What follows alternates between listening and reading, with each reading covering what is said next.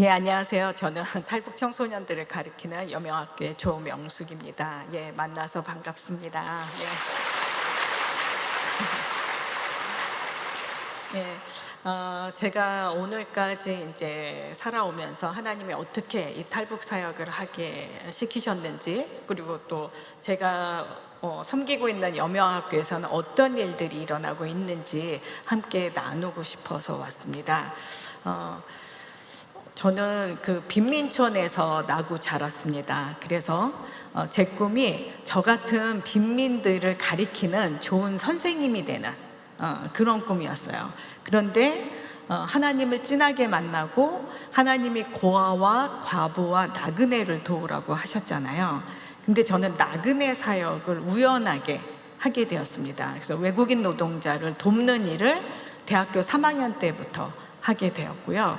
93년부터 하게 되었고 97년도까지 열심히 우리나라에 와 있는 외국인 노동자들을 섬겼습니다.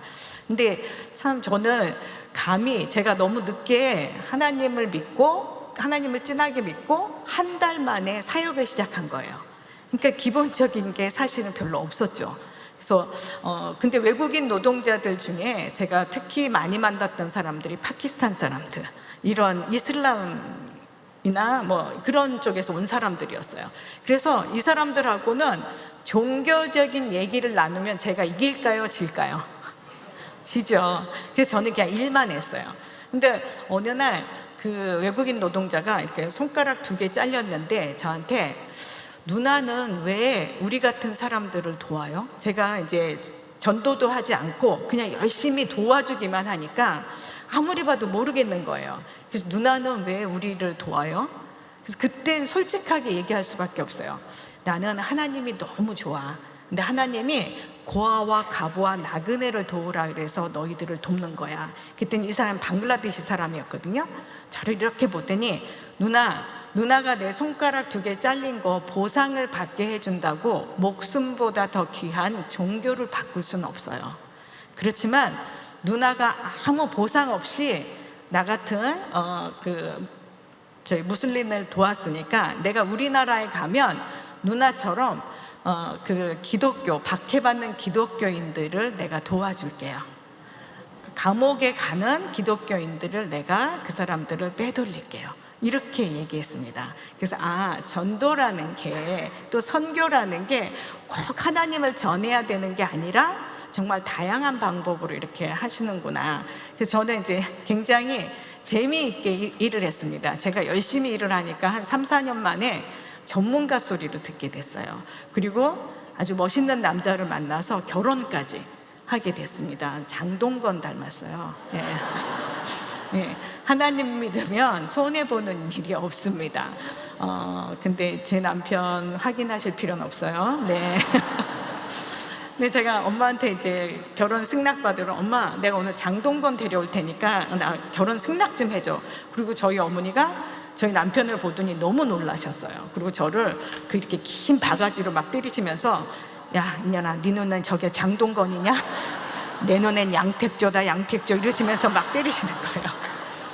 근데 제가 이제 그분하고 그래서 결혼을 해서 신혼여행을 갔는데, 어디로 가야지, 우리가 신혼여행을 어떻게 해야지 보람 있게 보낼까? 근데 그때도 지금도 외국인 노동자 중에 가장 많은 수가 중국 사람들이었어요.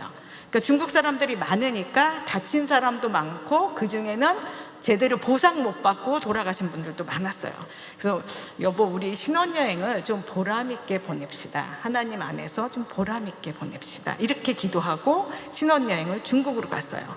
혹시 그런 꿈을 꾸시는 그런 분들 계신가요? 자녀분들도 혹시 신혼여행을 보람 있게 보내고 싶은 분? 그렇게 기도하면 하나님께서 반드시 이루어주십니다. 그래서 함부로 기도하시는 거 아니에요. 그래서 제가 이제 중국에 가서 신혼여행으로 가서 중국 교포 중에 굉장히 아픈 사람을 만났는데, 그 사람이 이제 허리를 다쳐서 자기 대소변도 자기가 못 가놔요. 근데 이분이 저한테, 선생, 이런 나도 외면할 수 없는 사람들이 있는데 좀 만나봐 달라고. 그래서 제가 충격받았죠. 우리나라에서 가장 어려운 사람이 누구예요? 빈민이죠. 그죠? 그런데 우리나라의 빈민보다, 부자 나라의 빈민보다 그 나라 자체가 어려운 외국인 노동자들이 더 어려운 걸 제가 보게 됐어요. 그래서 그 사람들을 도와야 되겠다. 왜냐하면 힘이 있다면 가장 어려운 사람을 돕는 게 하나님께서 원하시는 일이다라고 저는 생각했거든요. 그래서 제가 빈민을 돕는 꿈을 버리고 내려놓고 외국인 노동자를 도왔는데, 그 중에서 가장 어려운 사람이, 자기 대소변도 못 가리는 사람이 이 사람들을 좀 도와달라. 그래서 제가 만나보겠습니다. 그랬더니 그분들이 누구예요? 탈북자죠. 제가 97년도 4월 말에 결혼해서 중국에 갔는데 북한에서 고난의 행군이 시작돼서 보릿고개, 그때가 제일 힘들잖아요. 작년 가을에 추수한 쌀은 이미 다 먹고 보리는 아직 연글기 전에, 이거 그래서 보릿고개라 그러거든요. 그때 많은 사람들이 탈북했는데 제가 현장에 있게 된 거예요. 근데 너무너무 이거는 외국인 노동자하고 비교가 안 돼요. 그리고 6.25 때 우리 할머니가 북쪽으로 피난을 갔으면 저도 겪을 일이잖아요. 그죠? 그래서 그때, 그리고 남 같지가 않아요. 솔직히 말해서 외국인 노동자는요, 아무리 힘들어도 내일 같지는 않아요. 왜냐면 얼굴도 다르게 생겼고 다 다르니까. 근데 탈북자는요, 보자마자 남의 일 같지가 않아요. 그분들의 아픔을 내가 외면했다는 게 너무너무 미안한 마음이 들었어요. 그래서 신혼여행으로 갔잖아요. 반지 다 팔고 그 다음에 신혼집에 들어갈 거 다 팔아서 그분들하고 같이 집을 얻어서 살기 시작했습니다. 통일살이가 시작된 거죠. 잘 살았을까요? 준비를 전혀 안 했잖아요.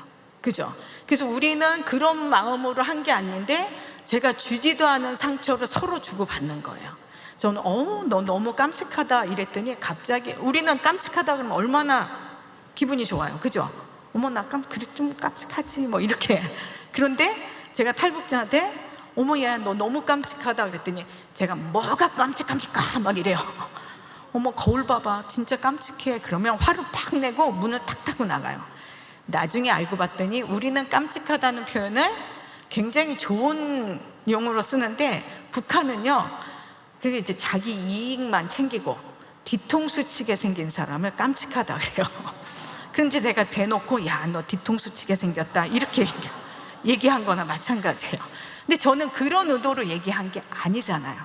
그러니까 제가 주지도 않은 상처를 서로 주고받았어요. 그래서 제가 어른들은 손 들었다. 근데 제 꿈이 원래 뭐였어요? 교사였죠. 그래서 제가 아기들을 엄청 이뻐해요.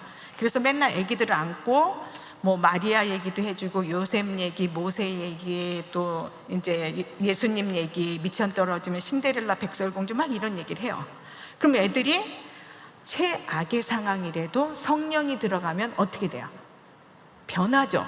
그리고 천국에서 온 지 얼마 안 됐잖아요. 그래서 금방 변해요. 그러니까 얘네들이 막 잘하고 싶고 막 이러니까 이 아버지들이요 내일이 없고 언제 잡혀갈지 모르니까 제가 비상금을 주면 언제 나가서 술 사와서 먹고 뭐 자기 먹고 싶은 거 먹고, 그러다 이제 술이 약할 수밖에 없잖아요. 몸이 약하니까. 그러니까 술 먹고 막 이러면서 소리 지르다가 우리 막 경찰한테 걸릴 것 같고. 그래서 제가 아버지 술 좀 먹지 마세요. 담배 좀 태우지 마세요. 제발 애들하고 먹을 것 때문에 싸우지 좀 마세요. 이러면 북한은 남존여비가 좀 강해요. 여자들이 그 남편이 딱 이제 회사에서 들어오면 밥을 그냥 이렇게 주면 밥상 날아가요. 그냥 눈썹까지 올려서 이렇게 공손하게 드려야지 굉장히 이게 좋아하세요. 혹시 그런 대우 받고 싶으신 집사님들 혹시 계세요? 남자 집사님들? 원하시면 저한테 말씀하세요. 저는 어떻게 가는지 알지 않겠습니까? 제가 보내드릴 수 있어요. 그런데 이런 아저씨들이 제가 한 28년 전이니까 지금도 제가 55살인데 놀라셨죠? 근데 그때 한 30년 전에는 얼마나 어려 보였겠어요. 근데 감히 어린 여자애가 나이 많은 아저씨 보고 이래라 뭐 이러니까 화가 나신 거예요. 그래서 고개를 탁 돌리시면서 쌍갔나 개갔나 쫑갔나 이러세요. 그래서 가만히, 저는 처음에 너무 빨리 얘기해서 예? 그랬더니 쌍갔나 개갔나 쫑갔나 이래서 삼박자 갔나 저한테 욕을 하신 거예요. 저는 정말 이게 긍휼 사역으로 다가갔잖아요.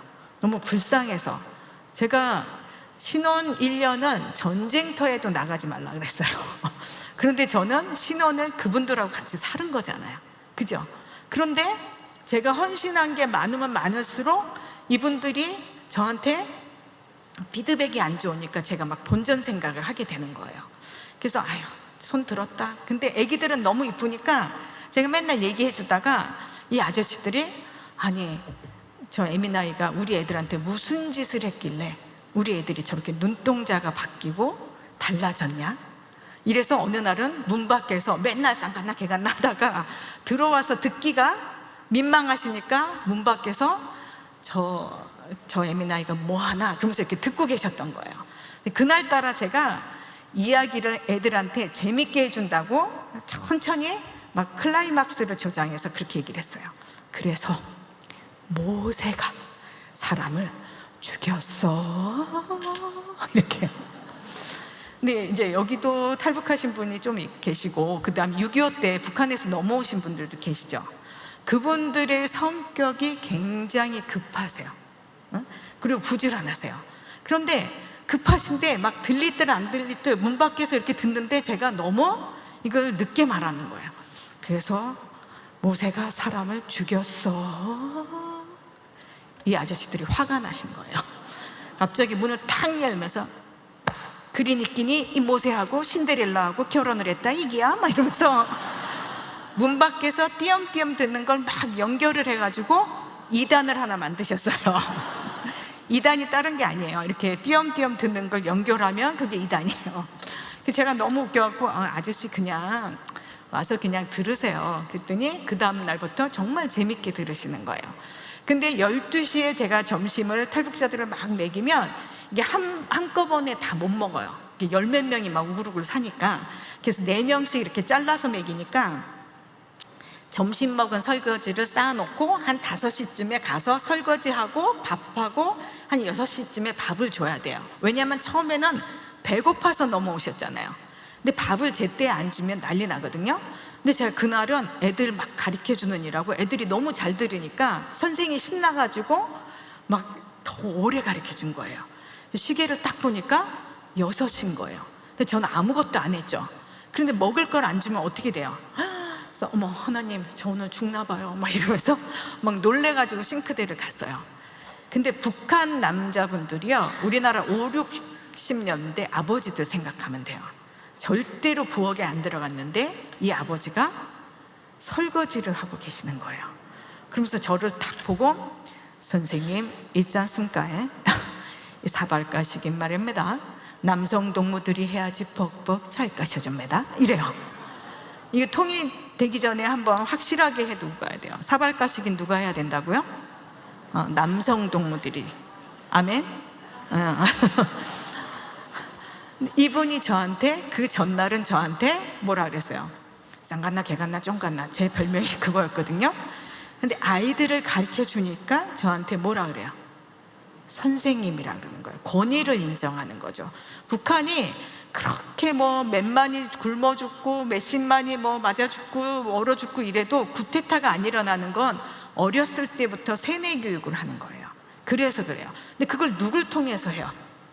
교사를 통해서 하는 거예요. 그래서 교사에 대한 권위를 되게 세워주고 그 배급도 더 많이 주고 이런 거예요. 그러니까 이 교사에 대한 저한테 뭐라고 불러요? 선생님. 그래서 그 다음 날부터는 제가 사역하기가 너무 쉬웠어요. 방 닦고 맨날 아저씨들이 아무것도 안 하거든요. 그럼 저는 막 방 닦다가 또 설거지 하다가 막 이러는데 그날부터는 걸레로 딱 빨아서 방 가운데 딱 놓고 내가 방도 닦아야 되는데 애들도 가르쳐야 되고 막 이러면 아저씨들이 내가 하가시오 막 이러면서 아저씨들이 다 해요. 그래서 제가 그때 느낀 건 뭐냐면 북한 사역은 미전도 국가며 종족인 거죠. 그죠? 아직 개방되지 않아. 그러면 그분들의 문화를 통해서 우리가 전도도 하고 선교도 해야 돼요. 그렇죠? 북한 선교는 긍휼이 필요하긴 하지만 긍휼로 다가가면 어떻게 돼요? 쌍 갔나 개 갔나 쫑 갔나 소리 듣는 거예요. 왜냐하면 북한 사람들은 북한 체제의 희생양이죠. 그죠? 그런데 북한 체제의 거울이기도 해요. 즉 장군님 닮은 부분이 있다는 거예요. 그게 뭐냐면 자존심이에요. 자존심이 굉장히 강하신 분들인데 와서 뭘 주면서 너 불쌍해서 주는 거야 이러면 이분들이 도움이 필요해서 받기는 받아요. 근데 이미 뭐가 상해 있어요? 자존심이 상해 있죠. 그런데 여러분, 이 줘도 네가 불쌍해서 주는 거야 이러면 더 받기 위해서 어떻게 해야 돼요? 불쌍한 사람들을 위해서 주는 거는 더 불쌍하게 보여야지 더 많이 주잖아요. 그죠? 그럼 별로 도움이 안 돼요. 그런데 이거 네가 불쌍해서 주는 게 아니고 네가 중요해서 주는 장학금이야. 그러면 애들이 입이 이렇게 찢어져요. 그리고 저한테 선생님 시력 좋습니다 이래요. 그래서 제가 시력이 좋아서 자기를 제대로 알아봤다는 거예요. 그래서 네가 중요해서 주는 도움이라면 더 많이 받으려면 어떻게 해요? 열심히 하겠죠. 공부도 열심히 하고. 그래서 북한 사역은 긍휼 사역으로 다가가는 게 아니라 뭐로 다가가요? 교육 사업으로 들어가야 돼요. 그래야 그 아이들도 바뀌고, 그리고 평생 설거지 한 번 안 했던 남편들이 내가 하가시오 그러면서 자기가 들어가서 사발가시기를 하는 거예요. 그래서 북한 사역은 그 교육 사업으로 해야 되는데, 중국에서는요 아무리 열심히 도와주고 그래도 거기서 애들이 학교 가기가 어렵고, 그 다음에 취직하기가 힘들고, 그리고 뭐 공민증이 나오는 게 아니잖아요. 그죠? 그러니까 거기서 못 살겠는 거예요. 그래서 제가 가만히 보니까 이 사람들 늘 언제 잡혀갈지 몰라서 불안불안해요. 하루에도 몇 번씩 누가 지나가면 덜덜덜 떨려요. 그래서 이 사람들이 제대로 살려면 남한으로 와야 되는구나. 그래서 중국에 있는 한국 대사관에 우리 좀 살려달라고 그랬더니 당신들보다 3개월 전에 황장엽 씨가 이렇게 갔기 때문에 중국에서는 김정일이가 와도 안 됩니다. 그래서 중국이 아닌 다른 나라로 오라는 거예요. 그래서 저희가 어디로 갈까 봤더니 베트남이 굉장히 저희하고 관계가 좋았어요. 대우건설이 베트남에 굉장히 많이 이렇게 지원을 해서 거기 발전을 시켰거든요. 그래서 그럼 우리가 베트남으로 국경을 넘어서 탈북자들을 빼내오자. 그런데 베트남이나 뭐 버마, 라오스, 캄보디아 그쪽이 골든 트라이앵글 지역이 많았어요. 그게 뭐 하는데요? 마약 루트죠. 그러니까 사람들이 못 지나가게 막 지뢰를 묻은 데도 많고 검색이 너무 심했어요. 그래서 그 물로 되어 있는 두만강처럼 물로 되어 있는 국경을 우리가 그 줄다리기 하는 동아줄 있죠. 그걸 가져가서 이 베트남 쪽 나무에다 묶고 헤엄쳐서 중국 쪽 나무에다 묶어서 탈북자들이 그걸 잡고 국경을 넘게 했어요. 왜냐하면 탈북하신 분들이 거의 대부분 함경북도 출신이기 때문에 이게 수영을 잘 못하시는 분들이 많고, 그 다음에 이렇게 너무 그때는 말랐었어요. 그때 그 고난의 행군 한참 그 시기였기 때문에, 그래서 물살에 떠내려가는 거예요. 그래서 그걸 잡고 국경을 넘게 했어요. 그런데 저희가 4명이서 일을 했어요. 저희 부부하고 오누이의 오빠가 이제 전도사님이었는데 그분이 소장이었어요. 이분하고 저하고 며칠 전에 베트남 쪽에 가서 탈북자들을 받고, 그 다음에 저희 남편하고 다른 간사는 중국 쪽에서 탈북자들을 베트남 쪽으로 보내는 일을 했어요. 그런데 저는 딱히 할 일이 없는 거예요. 그래서 제가 저희 소장한테, 소장님은 이제 그 밧줄을 묶으면서 뭐 헤엄도 치고 이래야 되니까 할 일이 있었는데 저는 할 일이 없어서 나는 무슨 일을 하면 돼요? 그랬더니 저 눈을 못 맞추고 제 손을 탁 잡으면서 너는 시장에 가서 예쁜 미니스커트 같은 것도 입고 화장품도 사서 화장도 하고 그리고 따라와. 그래서 제가 시장에 가서, 제가 지금도 화장을 잘 못해요. 이거 민간인이 생얼로 이렇게 나오기가 쉽지 않습니다. 아멘? 근데 화장을 할 줄 몰라서 지금 안 하는 거예요. 못 하는 거예요. 그래서 가서 화장품을 샀는데 눈썹은 까만색으로 칠하고 이 눈두덩이는 그 파란색 아이섀도우를 바르고 그 다음에 립스틱은 빨간색으로. 못하니까 어떻게 해요? 열심히 했겠죠. 그리고 막 칠하고 거울을 딱 보니까 패왕별이, 중국 경극에 나오는 패왕별이가 딱 서 있는 거예요. 그래서 이거 어떻게 해? 그랬더니 탈북자들이 국경을 넘을 때 국경에는 늘 국경 수비대가 있죠. 그 군인들이 순찰을 한단 말이에요. 근데 그때 잡히면 바로 온 곳으로 보내고 그리고 북송까지 하게 되는 거예요. 그래서 남한행을 하다가 잡히면 더 큰일이 나는 거예요. 그래서 잡히지 않게 탈북자들이 넘을 때 정반대쪽으로 가서 국경수비대 좀 교란시켜. 제가 예, 저는 이제 거울 볼 때마다 하나님, 제가 외국인 노동자하고 탈북자 하면 좀 험한 일이거든요. 그러니까 이렇게 뭐 좀 그러지 말고 좀 등골도 있고 뭐 이렇게 생겨야지, 그냥 예쁘장하게만 생겨가지고 이거 뭐 합니까? 근데 제가 그날 알았어요. 제 미인계로 사람을 살려야 되기 때문에 하나님께서 이렇게 태어나게 하신 겁니다. 아멘. 저한테 뭐 막 던지시는 거 아니죠? 그런데 밤에 제가 이제 그 해가 지고 달이 뜨기 전에, 왜냐하면 물이 있기 때문에 이 달이 떠버리면 물에 다 반사가 돼서 저희가 다 잡혀요. 근데 해가 지고 달이 뜨기 전에 1시간 동안 저희가 다 이제 그 일을 해야 되는데, 반대쪽으로 가서 오빠 그러면서 군인들은 유인하면서 제가 막 뛰어갔어요.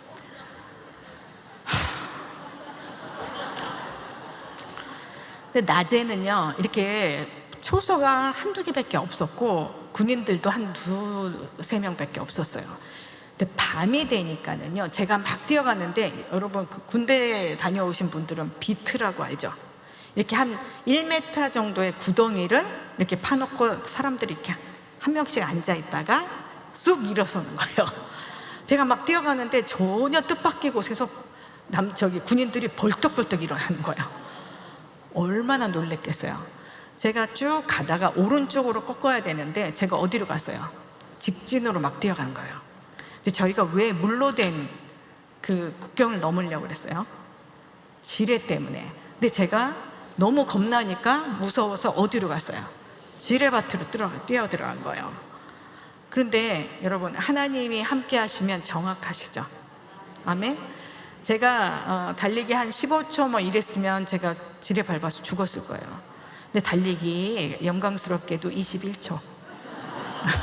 그래서 막 지뢰 밟기 직전에 군인들한테 딱 잡힌 거예요.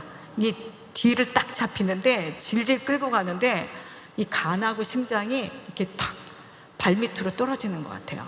그래서 이렇게 끌려갔는데 그 사이에 탈북자들은 다 넘었죠.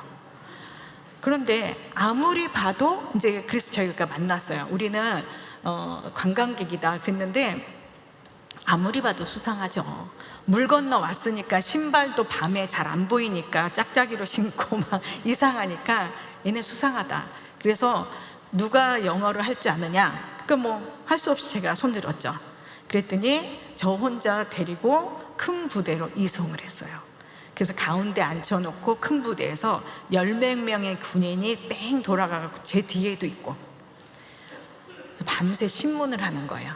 같은 얘기를 막 물어보고 공포감을 조장하는 거예요. 그래서 제가 잡혀가면서 몰랐던 사실, 생각 안 했던 사실이 기억났습니다. 세계 최강의 미군을 물리친 나라가 어디예요? 베트남이죠. 베트남 전쟁이 1973년 뭐 이래서 20 몇 년 전에, 25년 전에 그 전쟁을 치렀어요. 그래서 전쟁을 치러본 군인이 아직 부대에 있었던 거야. 이 사람들이 얼마나 무섭게 저를 다루는지 이 쌍꺼풀 진 사람들이 째려보니까 더 무섭더라고요. 그래서 제가 이랬더니 통역을 안 해도 알아듣겠는 거예요. 제가 이렇게 의자에 앉았는데 야! 나! 왜? 아! 막 이래요. 이게 무슨 뜻이야? 너 왜 지뢰밭에 막 뛰어들어가냐? 이거예요. 얼마나 무섭겠어요. 이 사람들이 소리 지를 때마다. 그럼 제가 이렇게 좀 여성스러운 사람이에요. 정말이에요. 제가 겁났죠. 그래서 이랬는데 여러분 언제 하나님 만나셨어요? 일이 잘 되고 성공하고 이랬을 때 하나님 만났어요? 돈으로도 사람으로도 해결될 수 없는 문제 앞에서 하나님 만나셨잖아요. 아멘. 그때 저는 너무 무서워서 이러고 있었는데 누군가 제 의자에 저보다 먼저 앉아 계신 분이 계셨어요. 그리고 저를 탁 안아주시는 거예요. 누구예요? 예수님이죠. 예수님이, 성령님이죠. 근데 혹시 여기서 예수님한테 혹시 안겨보신 분 계세요? 안겨보지 않으면 말을 하지 말아야 돼요. 너무 무서운데 딱 이랬는데 싹 안아주시는데 너무너무 편안하고 기분이 너무 좋은 거예요. 그래서 제가 씩 웃었어요. 근데 이 사람들이 무섭게 물어볼 때마다 제가 이러면 또 예수님이 딱 안아주시고 그럼 제가 씩 웃었어요. 근데 베트남 사람 눈은 퍼렇고 입술은 빨간 사람이 뭐라고 묻기만 하면 이러니까 이 사람들이 얘는 남한에서 온 머리가 이런 관광객이다, 얘네는 그런 애들이다, 이렇게 생각이 든 거예요. 근데 베트남 군인들이요 거의 다 키가 한 163? 키 커야 막 이런, 그리고 몸무게도 한 50이나 될까 말까? 너무 왜소하고 불쌍할 정도예요. 근데 그 중에 한 명이 중경 간부가 키가 180이 넘고 뚱뚱해요. 이 사람은 이제 잘 먹고 잘 산 사람이죠. 근데 이 사람은 자기 부하들이 저 이상한 여자한테 다 속고 있다고 생각하니까 화가 난 거예요. 그래서 벌떡 일어나서 저보고 따라오라는 거죠. 그래서 얼떨결에 따라 들어갔어요. 딱 들어갔는데 자기 개인 방인 거예요. 그 침대가 하나 있고 백열등이 촉이 탁 낮은 게 있으니까 얼마나 이렇게 음습하고 기분이 나빠요. 근데 이 사람이 문을 탁 잠그고 저를 탁 돌아보면서 우아래로 이렇게 쳐다보는데 인간의 눈빛이 이렇게 징그러울 수 있구나. 제가 신혼여행 간 신부죠. 근데 제가 탈북자들을 보고 너무 마음이 안타까워서 하나님, 저분들을 살리기 위해서 무슨 일이든지 하겠습니다 하고 기도하고 들어갔을 거 아니에요. 그죠? 거기가 국경이니까 저도 죽을 수 있으니까 무서우니까 기도했을 거 아니에요. 그런데 이 신혼의 신부가 전혀 생각하지 않았던 그 무슨 일이 일어나기 직전인 거예요. 그런데 이때 제가 어떤 생각이 들었냐면 저 불쌍한 탈북자들, 제가 13명, 아기들도 있고 할머니도 있고 임산부도 있었어요. 저 13명을 살리기 위해서, 또 내 동료와 내 남편을 살리기 위해서 내가 이 군인을 이렇게 안아야 되나? 내 군인하고 잠을 자야 되나? 이런 생각을 할까요? 안 할까요?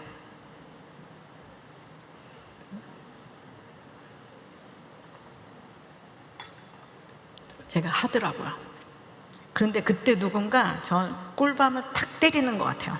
그래서 그랬더니 속으로 이렇게 누가 제 귀에다 대고 얘기하는 것 같은, 네 하나님이 그렇게 치사하신 분이시냐?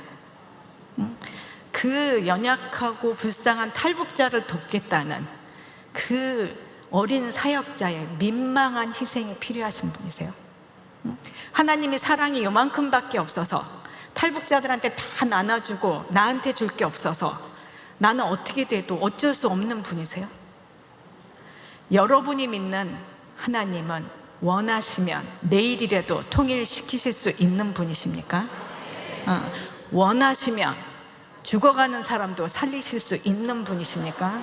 그러니까 제가 그 하나님이 어떤 하나님인지 아니까 갑자기 강하고 담대해졌어요. 그래서 이 사람이 우아래로 쳐다보길래 저도 같이 쳐다봤어요. 뭐 별것도 아니게 와요. 이 사람이 저하고 눈싸움을 하는데요, 한 5분 정도 된 것 같아요. 근데 제가 28살이었는데 제 산 날보다 그 시간이 더 길게 느껴지는 거예요. 그런데 누군가 제 앞에서 저를 대신해서 그 사람하고 눈싸움하고 있는 사람이 계셨어요. 그리고 저는 그분 등에 이렇게 이마를 이렇게 대고 이러고 있는 것 같은 느낌. 너무나 편안하게. 누구세요? 예수님이죠. 그래서 한 5분 정도 했는데 이 사람이 웃더니 돈을 달라는 거예요. 근데 제 허리춤에는 $10,000가 있었어요. 왜냐하면 탈북자들을 구출하다가 사고가 나면 돈으로라도 살려야 되니까. 그런데 제가 이걸 끌으려고 딱 그랬는데 제 귀에다 누가 팍 당기면서 작은 돈을 줘라 이러는 거예요. 근데 여러분, $10,000를, 베트남이 굉장히 더운 나라예요. 근데 이걸 작은 돈으로 가지고 있으려면 이게 임산부처럼 일해가지고 일을 할 수가 없어요. 그래서 제가 $100짜리를 이렇게 바꿔가지고 다녔거든요. 제가 그 작은 돈이 어디 있어요. 근데 아침에 아이섀도우 사고 뭐 선글라스 사고 립스틱 사고 이거 다 $100짜리로 제가 냈을 거 아니에요. 그거 거시름돈이 제 주머니에 있었던 거예요. 그래서 제가 너무 놀라갖고 이렇게 딱 집어가지고 이 사람한테 딱 줬어요. 근데 이 사람이 너무 행복해하면서 나가는 거예요. 근데 그 순간 제가 또 놀랐어요. 이 사람이 문 열고 나가는데 조금 전까지 저를 신문했던 군인들이 쫙 한 줄로 서 있는 거예요. 만약에 제가 하나님이 원하지도 않고 필요하지도 않는 희생을 하겠다면서 인본주의가 나와서 이 사람을 끌어안았더라면 그 다음 장면이 어떤 장면이었겠어요? 여러분, 저는 그게 희생인 줄 알았는데 하나님 안에서, 하나님 그런 희생 필요 없어요. 아멘? 없어요. 우리 하나님이 어떤 분이신데요? 응? 그 내가 희생하려는 건 인본주의예요. 인본주의예요. 그래서 제가 깜짝 놀랐죠. 그래서 한 명씩 들어오는 거예요. 문을 닫고. 그래서 전 뒤에 몇 명이 있는지 모르는 거예요. 그 놀래가지고 그냥 집어서 줬어요. 계속. 이 쉴 수도 없어요. 제가 아무리 강심장이라도 막 기다려봐 막 이러면서 셀 수가 없는 거예요. 그래서 막 집어서 줬는데 어느 순간 주머니에 돈이 다 떨어진 거예요. 나 이제 오늘 죽었구나. 근데 하나님과 함께 하면 정확하시다 그러셨죠. 첫 번째 사람이 들어오는 거예요. 제 주머니에 돈도 다 떨어지고 이게 하나님이 정확하게 배분을 해준 거죠. 제 손을 쓰셔가지고 첫 번째 사람이 들어와서 너네 빨리 차 타고 나가라. 그래갖고 저희가 그 지뢰밭은 저희가 생각지도 못한 곳에 지뢰가 많이 있었고 그랬는데 저희가 정말 잡혀서 실패했다고 생각했는데 실패해서 살았죠. 그렇죠. 저희 원래의 계획은 부대 전에서 산을 5개 넘어서 부대 앞에서 만나는 거였어요. 근데 부대 앞에 산으로 들어가는 그 입구가 전부 지뢰밭이었던 거예요. 저희는 그걸 몰랐죠. 그 제가 잡히면서 우리가 실패했구나 그랬는데 실패해서 오히려 살게 된 거죠. 하나님 안에서는요 정말 희한한 비밀이에요. 실패해서 살리는 수가 있어요. 하나님은. 아멘? 예. 그래서 저희가 데리고 와서 남한까지 데려올 수 있었어요. 그래서 그게 남한의 국민이 북한의 인민을 데려온 첫 번째 케이스인 거예요. 근데 이게 막 TV에 나오니까 그때 당시 탈북자들은 가족들이 북한에 있었어요. 그래서 이거를 얼굴을 다 노출할 수가 없어서 그렇다고 모자이크를 전부 하면 이게 방송이 안 되잖아요. 그래서 이 방송쟁이들이 제 얼굴을 그냥 노출해 버린 거예요. 그래서 제가 중국에 다시 못 가고 이제 한국에 남아서 한국에서 이제 사역을 하게 됐어요. 그래서 어떤 사역을 해야 될까 봤더니 다른 사역은 다 긍휼 사역인데 학교를 해야 되겠구나. 그래서 제가 이제 목사님들께 제안을 했어요.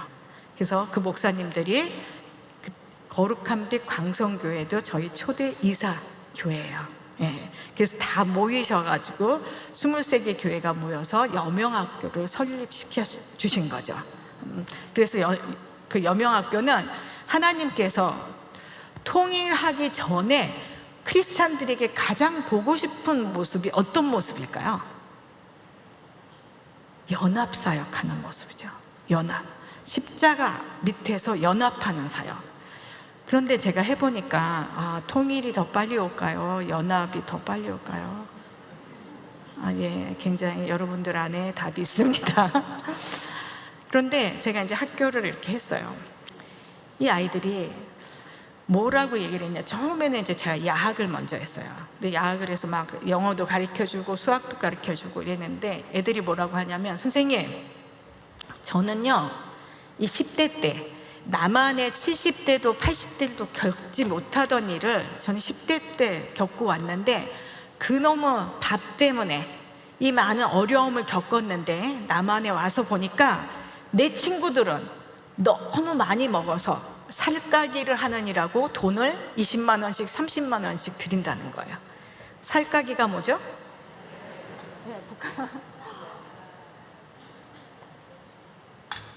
북한 말로 다이어트가 살까기예요.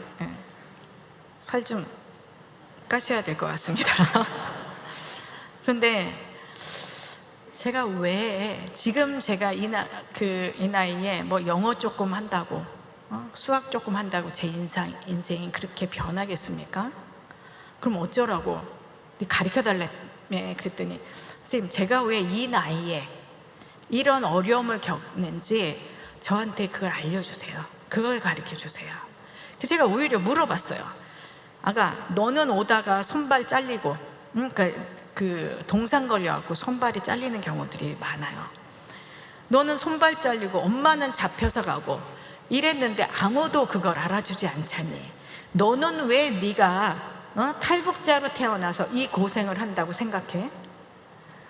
여러분, 그거 궁금하지 않으세요? 걔네들은 자기 고생을 어떻게 해석할까요? 응?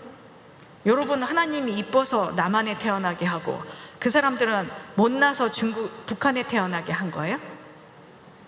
스스로는 어떻게 생각할까요? 그랬더니요, 종교가 없는 애들은 이렇게 얘기해요. 내래 채수가 없이요. 그래요. 재수가 없어서 탈북자로 태어나서 이 고생을 한다는 거예요. 근데 전체 한 5%의 사람들은 뭐라고 얘기를 하냐면, 선생님, 제가 전생에 지주나 지주 마누라였나 봐요. 전생에 너무 못된 짓을 많이 해서 이 생에는 전생의 업보를 갚으라고, 그래서 제가 이렇게 탈북자로 태어나서 이 고생을 한 것 같아요. 근데 65%의 사람들이 자기는 크리스찬이라고 얘기를 해요. 이 아이들한테 물어보면, 선생님, 그래도 저는 무사히 한국까지 왔잖아요. 하나님께서 저를 미리 먼저 보내서 통일을 준비하라고, 교회에서 통일을 준비하라고 저를 미리 보내셨습니다. 아멘.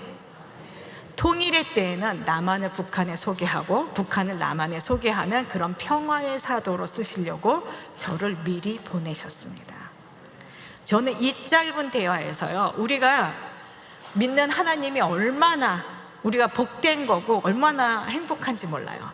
자기 고난이 재수가 없어서도 아니고 기억도 나지 않은 전생의 업보를 갚으려고 하는 것도 아니고, 내 고난을 하나님께서 크게 쓰시려고, 우리 민족을 위해서 쓰시려고 이 고난을 겪게 하신 거다.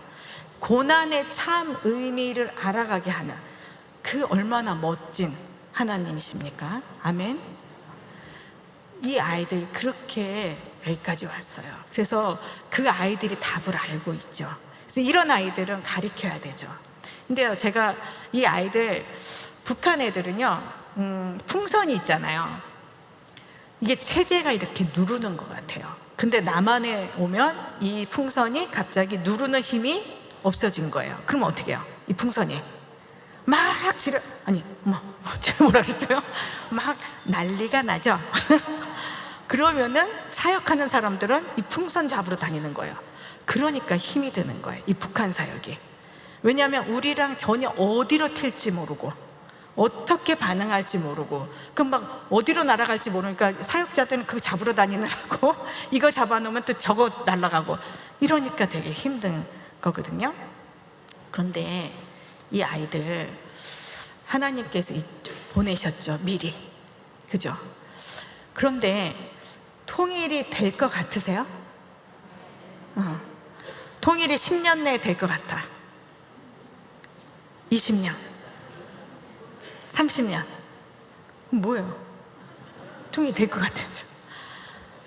하나님은 어떻게 생각하실까요? 하나님은 통일을 원하실까요? 어떻게 하세요? 들어보셨어요?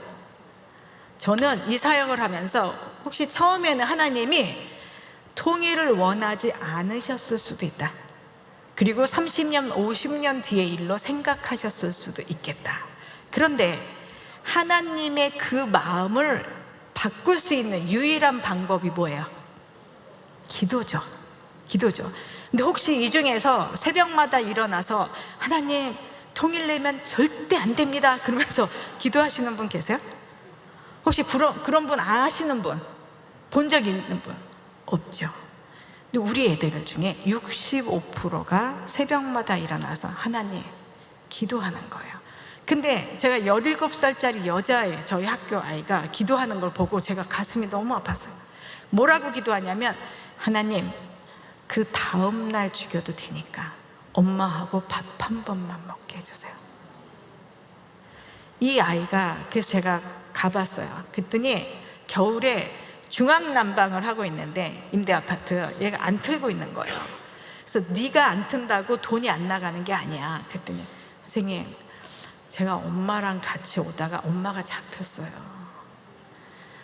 선생님 혹시 눈으로 이야기한다는 얘기 아세요? 그래서 내가 얘기는 들어봤지만 난 잘 경험이 없어. 그랬더니 자기랑 엄마랑 탈북을 했대요. 근데 막 도망가는데 공안들이 막 쫓아오더래요. 그러니까 여자 2명이 어떻게 달아나겠어요. 그러니까 엄마가 어느 집 담벼락 밑에서 얘를 딱 잡고 눈을 이렇게 보더래요. 근데 왜냐하면 말로 하면 공안이 잡으러 오니까. 그런데 선생님 엄마가 저를 보는데요, 제가 무슨 말인지 다 알겠더라고요. 그래서 무슨 말인데, 얘야 나는 괜찮아. 우리 나중에 꼭 살아서 만나자. 어? 여기서 나오지 말고 꼭 있어. 그리고 엄마가 반대쪽으로 가면서 여기요 그러면서 막 뛰어간 거예요. 죽으림을 다해서 우리 딸하고 멀리. 근데 가다가 공안들이 이렇게 탁 잡은 거예요. 그러니까 이제 더운데 뛰니까 신경질 나잖아요. 그러니까 이 여자를 막 때린 거예요. 그 여자가 막 피나고 그러다가 고개가 툭 떨어졌어요. 그래서 담벼락 옆에 있는 자기 딸하고 눈이 딱 마주쳤어요. 그때 이 엄마의 표정은 웃었을까요? 울었을까요? 웃었다. 울었다. 웃었죠. 내 딸하고 보는 마지막 모습이잖아요. 근데 내가 울면 얘가 트라우마 생기잖아요. 그러니까 엄마가 웃으면서 엄마 괜찮아. 이 피 흘리면서 엄마는 괜찮아. 엄마는 괜찮아. 이 아이들이요 이렇게 끌려간 엄마를 위해서 기도하는 거예요. 얘네들한테는 통일이 뭔지 아세요? 우리는 무슨 통일, 경제적인 통일, 무슨 통일 다 이러지만 얘네들한테는 엄마를 평화롭게 만나는 유일한 방법, 그리고 집으로 가는 행복한 길이 통일이래요. 근데 그 아이가요, 제가 집에 가보니까 춥게 있어요. 그래서 엄마가 어떻게 있을 줄 아는데 제가 어떻게 따뜻하게 있어요. 그리고 밥도 물 말아서 먹고 김치 하나 먹어서 야 이렇게 먹으면 안 돼. 선생님 괜찮아요. 이건 장군님 생일상이에요. 괜찮아요. 그러면서 그 아이가 새벽마다 울면서 하나님 그 다음날 죽여도 되니까 엄마하고 밥 한 번만 먹게 해주세요. 이 간절한 기도를 새벽마다 하는 거예요.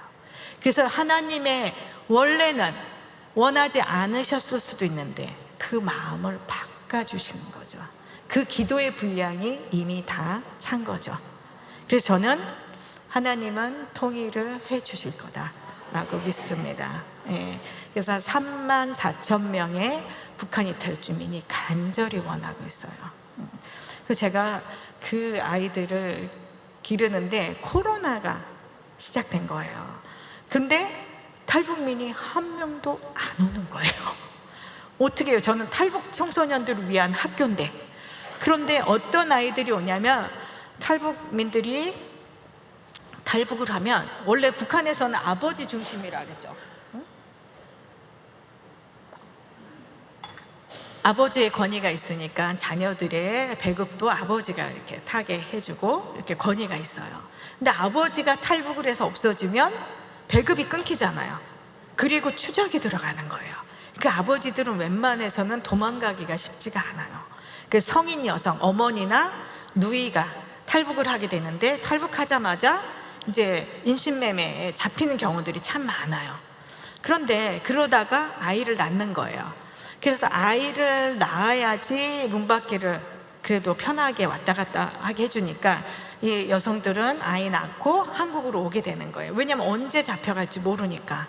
근데 아이는 아버지하고 사는데, 이 아이들이 그 초등학교 졸업하면 이제 중학생이 되잖아요.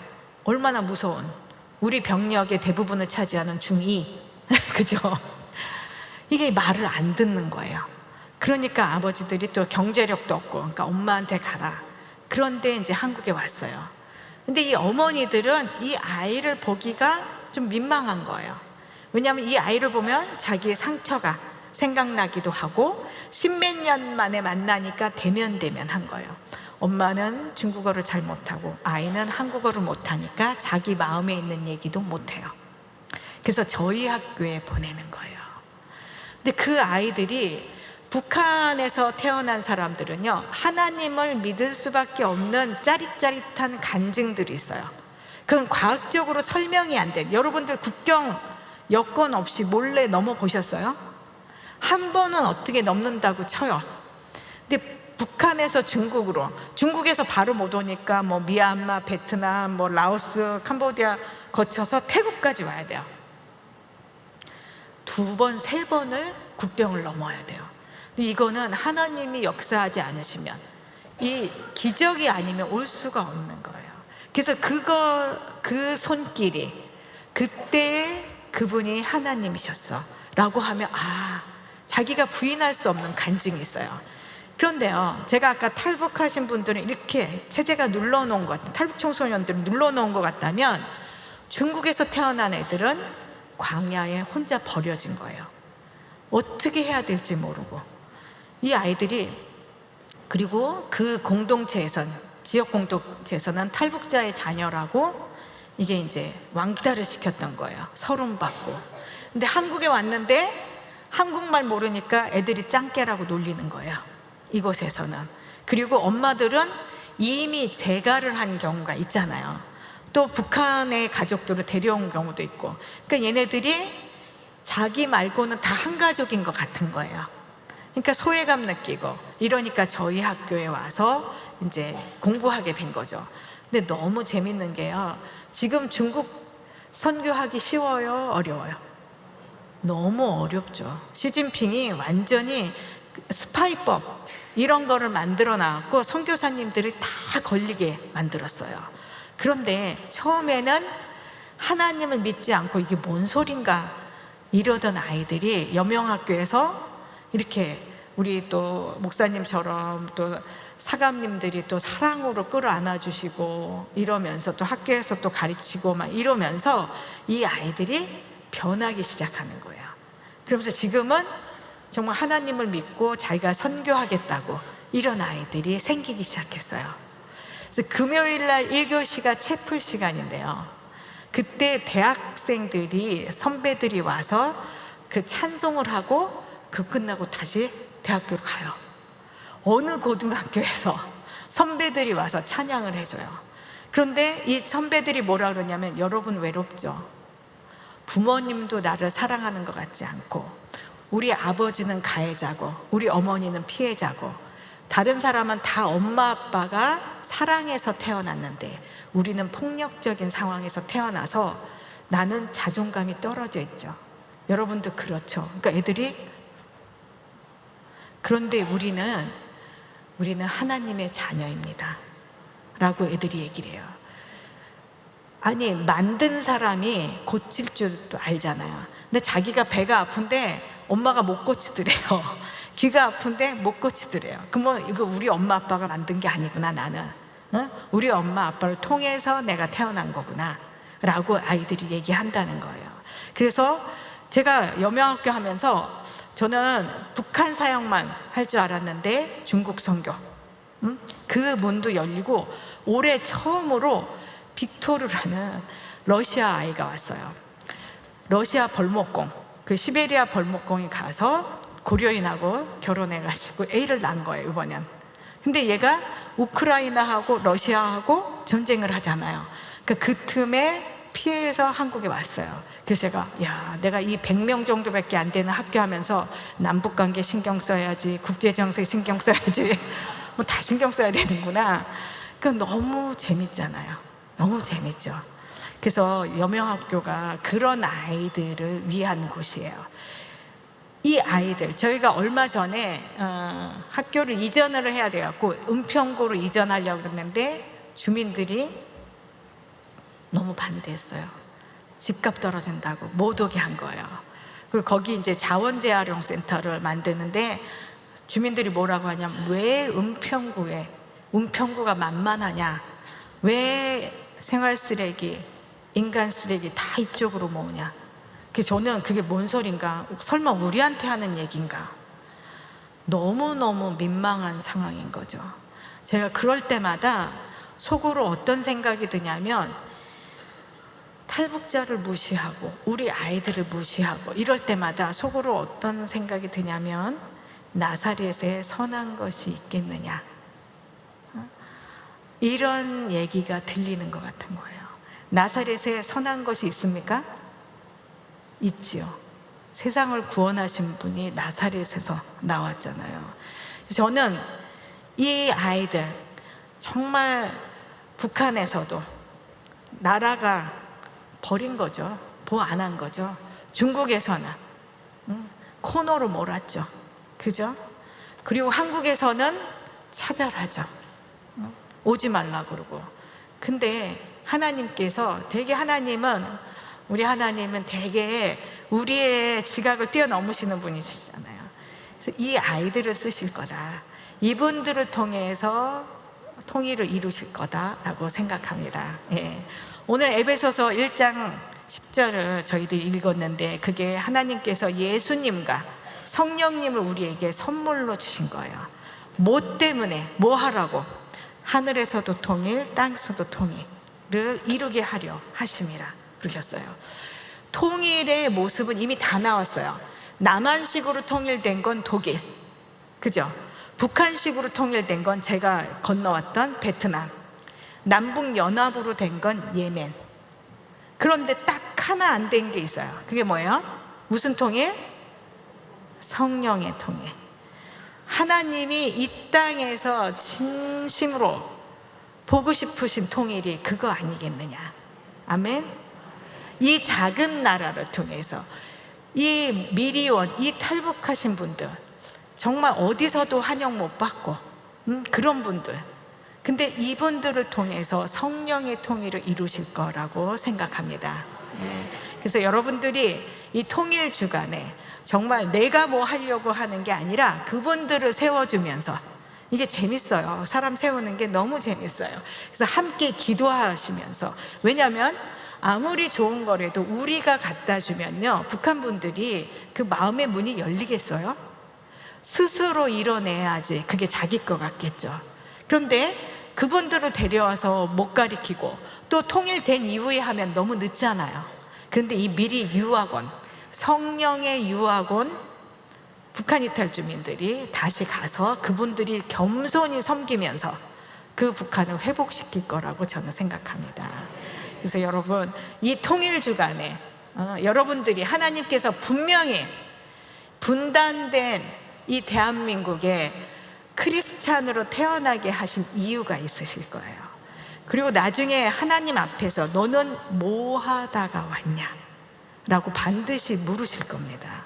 그때 하나님, 저는요 통일을 위해 기도했고요, 탈북자를 위해서 도왔고요, 또 여명학교를 위해서 기도했어요 라고 이야기하시면서 하나님한테 면제 받으실 수 있도록 하시면 좋겠습니다. 저희 학교를 위해서 기도해 주세요. 저희가 있던 데선 나가야 되고 갈 곳은 없고, 그래서 폐교로 들어가서 한 2년 반은 있을 수 있게 됐어요. 2026년 2월까지. 근데 그 이후에는 방법이 없어요. 근데 지금까지도 하나님께서 기적으로 열어주셨는데 뭐가 문제예요, 그죠? 그래서 여러분, 다만 여러분들께서 함께 모아서 함께 기도해 주셔야 돼요. 그래서 기도해 주시기 바라고요. 제가 여명학교 브로셔를 좀 가져왔어요. 그래서 기도하시기 원하시는 분은 가실 때 하나씩 가져가셔서 여명학교 위해서 여러분들이 다 고백할 수 있도록 통일의 때에 이 여명학교가 없었으면 어떡할 뻔했냐, 이렇게 고백할 수 있도록 열심히 하겠습니다. 그래서 함께 기도해 주시기 바랍니다. 예, 감사합니다. 예.